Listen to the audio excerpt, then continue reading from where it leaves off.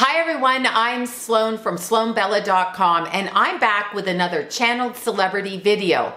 This is video number 2 in the series on the late musician murdered as he walked into his apartment, John Lennon. Okay, so you guys requested and asked in hundreds of emails what happened to Paul McCartney. Where is Paul McCartney? Was Paul McCartney murdered, removed, cloned, murdered and cloned and murdered in 1966? You wanted me to check with John about what happened, what the relationship was like. Where did Paul McCartney go?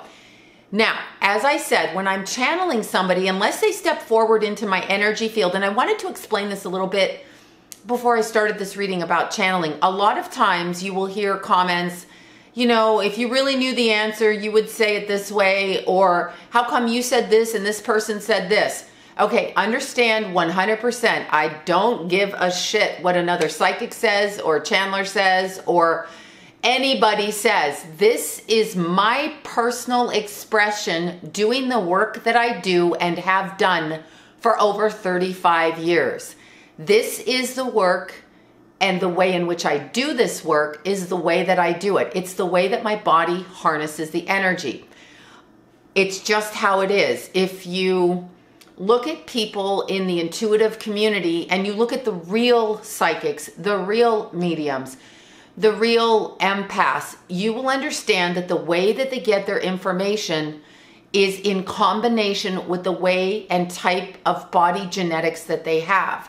So if they are a more verbal person, they will be more clairaudient. If they are a more empathic person, they will be more clairsentient. Sometimes they have, and I can't remember the name of it, but the sense of smell, where you can smell the energy and describe that. They will have a pronounced third eye. They will have all kinds of different expressions. They can be trance channels. They can be mental mediums.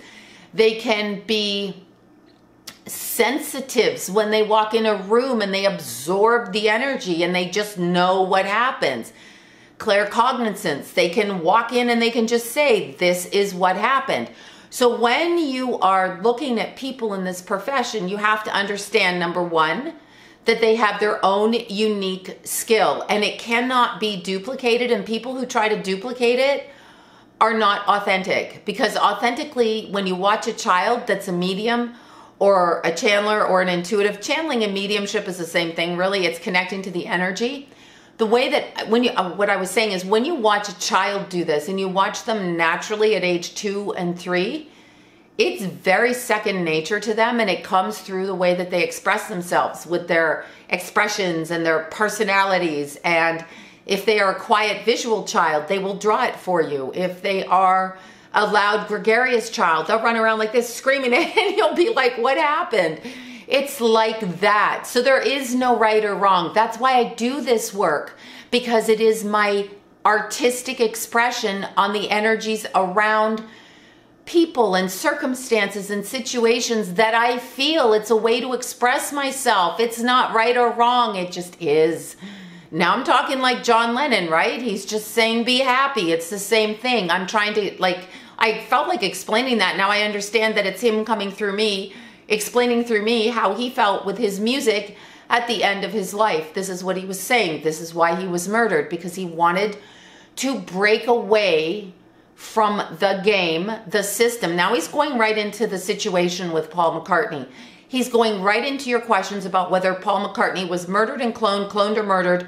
What happened to Paul McCartney? Is this the real Paul McCartney? Where is he? What John is saying is that in 1966, as is prefaced on the album with the symbology, with the bare feet, everybody thought that Paul was murdered. John is saying it wasn't until 1972 that he noticed his friend didn't have, and understand, this friendship goes back to the beginning and the basis of the band starting. These two, John and then Paul, are the ones that started the Beatles. So they have a collaboration that goes back years, all right? And they have all those personal little idiosyncrasies that people have within friendships. Remember this day when I did this and you did that. And it's little personal nuances and little textures that people can't remember. You'll have to excuse me, I have a terrible cold. So this video is a little bit screechy, I apologize.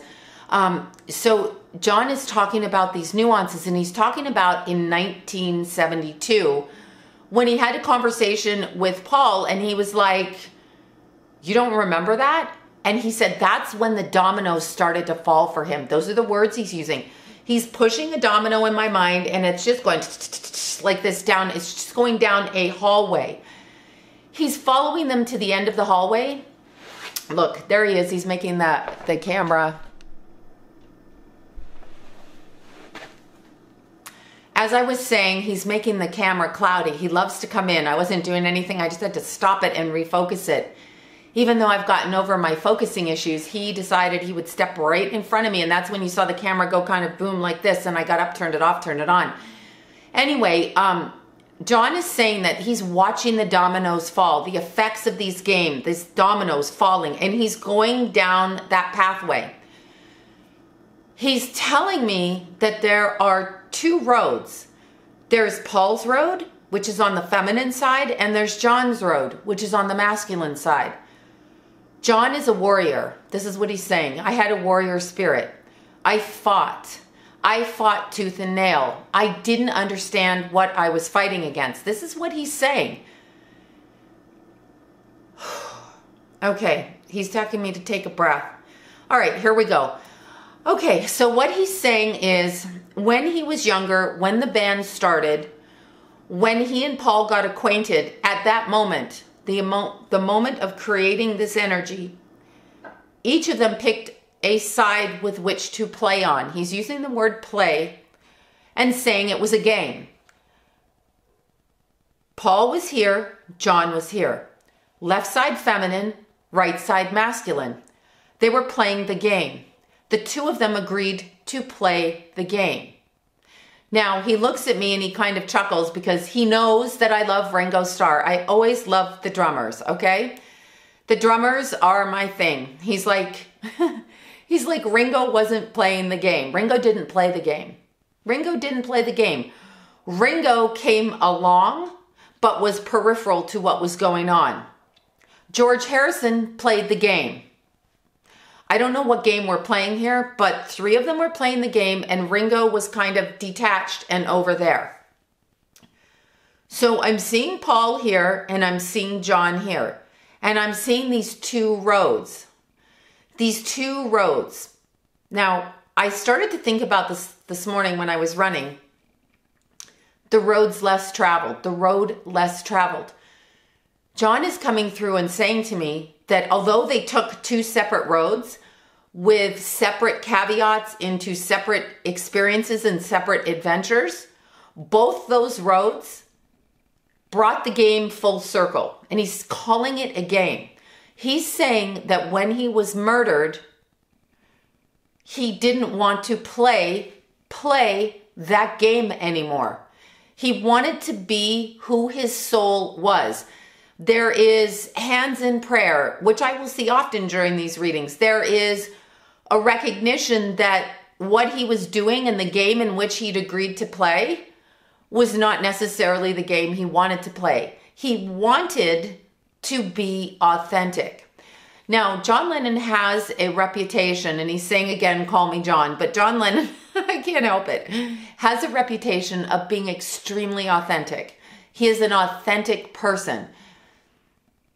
He wasn't, he says. He wasn't. He had to fight to remember, to see, to understand what he had done all those years back with Paul when the two of them started to play the game. And I'm taking this to mean in the beginning of their relationship. And it wasn't until 1972 that John noticed that Paul did not remember the special or the specific things that happened in their relationship. Kind of like a memory loss, or you could say it's like dementia when you talk to somebody and they don't remember. That's what I'm seeing with this. And I'm seeing that Paul was not able to speak back to John with remembrance of things that they very blatantly experienced together. This is when John knew that he had to get out of the game or he was going to be lost. So he's not really talking about Paul McCartney being murdered or being cloned, nothing like that. He's talking about being lost of memory, lost of mind. That's what he's talking about. He's saying he wasn't going to be who he was. They were trying to make him something other than who he was. This is what John's saying. And he's saying, I am a warrior. I was fighting to be myself. Paul is still on that road. He has not come full circle, and the memory is not there. There are points and particulars to the memory, but not specifics. It's weird. There's the presentation, the mask, the presentation. I am this person. I present myself in this way. And then there's the specifics that John is talking about that Paul doesn't remember. So there's both of these things going on. And I found this so fascinating. I was like, that's really interesting. John's talking about this game. He's talking about this game and he's getting whipped up right now. So I'm going to get whipped up, okay? Even though I have a cold, I'm going to get whipped up. He's talking about this game being fascism. It is fascism. It is communism. I'm supposed to do what you want me to do because I signed to play this game when I was young. I was young. I didn't know. I knew, but I didn't know. Who knows? Do not ask people when they're 18, 17, 19 to sign something to determine their future, because that's manipulation in and of itself. Because at that age, you don't know what you want at 50. You don't know what you want at 40. You don't know what you want. You just think you want this, is what he's saying. And he thought he wanted this. Then he didn't want it. He says it's fascism. They are fascists. If you don't follow them, they execute you. They execute you.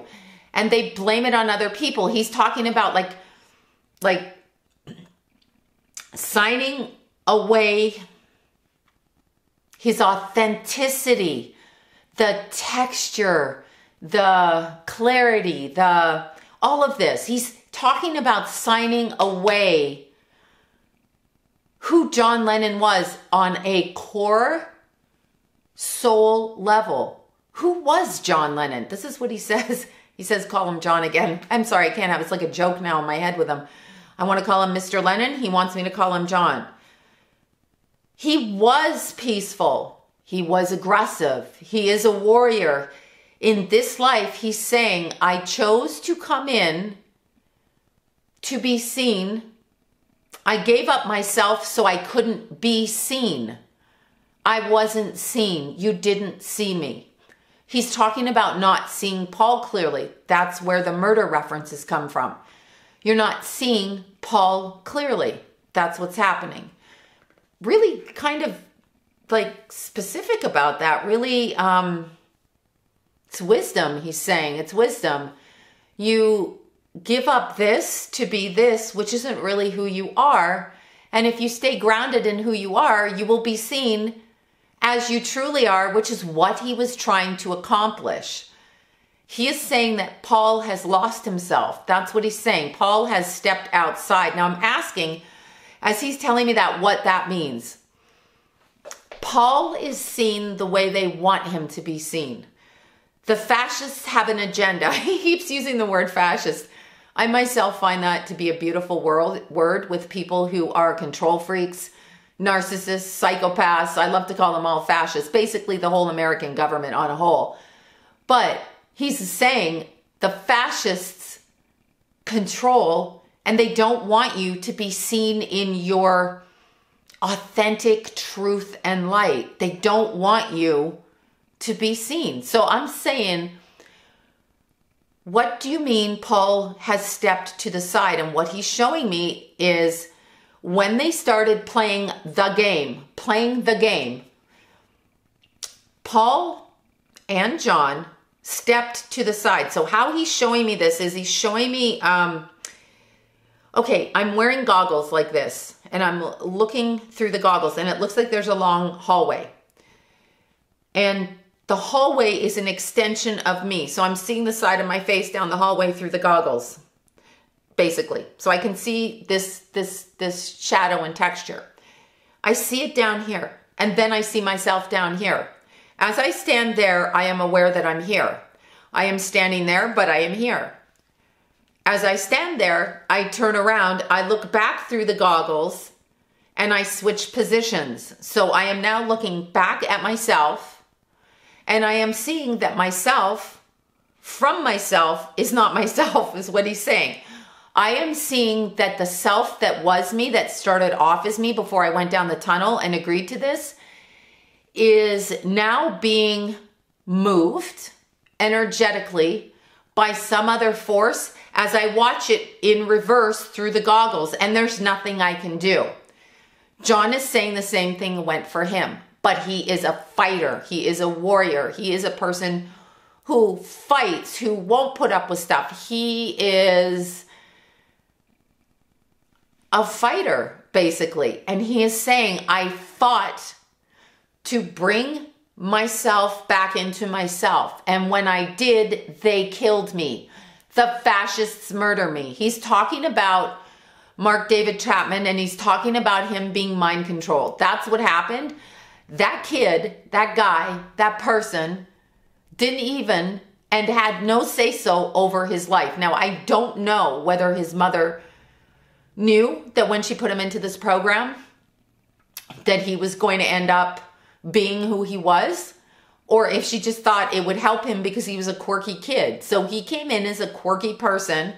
She wanted to correct it, and then suddenly this happens. So John is showing me that when he took that part of himself and brought it back, these fascists that rule this fucking world, his words, not mine, but mine too probably, these fucking fascists took his life. He was ready to stand in his truth and shine. He had never been able to do that. It had all been commandeered. It had all been controlled. It had all been contrived. It was not who he was. This is where his rage came from. This is why people will describe him this way and then describe him this way. He was trying to get his thought back, his brain back. There were moments of clarity, moments, and he had to fight to bring himself into his self and combine the energies like this and cement them. That took a lot of hardcore prayer. He did not realize, I'm talking about John, Mr. Lennon. I can't help it. I'm sorry. It's like my joke. It's like I have a fever right now, so I just can't help myself. It's like, woof. Anyway, it took John doing a lot of prayer on the other side. What he's showing me is when he started to play the game and he went down the hallway, the glasses, the hallway to the other side, turned around, looked at himself, looking at himself. He was removed from himself, removed from the self, and he couldn't get people to hear him. He could see what was going on. He could see Paul. Paul could see him. He could see other people. He could see people in different positions and states of awareness and energy who had done the same thing, played the game. He didn't want to play the game anymore, so he took his will. What he's telling me, and I'm going to tell you all this, is he prayed to God to put him back into himself. He asked God to hear him, and he asked God to see him, and he came back to himself. This is what he's saying. When he came back to himself, they fucking killed him. That's what he's saying. They killed me.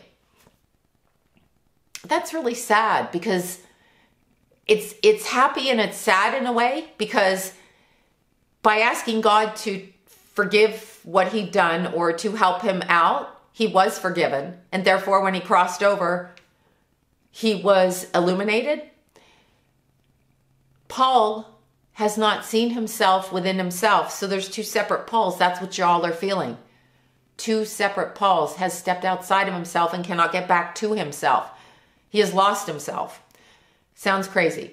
Anyway, this is my video. Please excuse my voice for the whole time because it is a little bit of a chest thing, a little bit of a cold thing. And once again, my name is Sloan from SloanBella.com.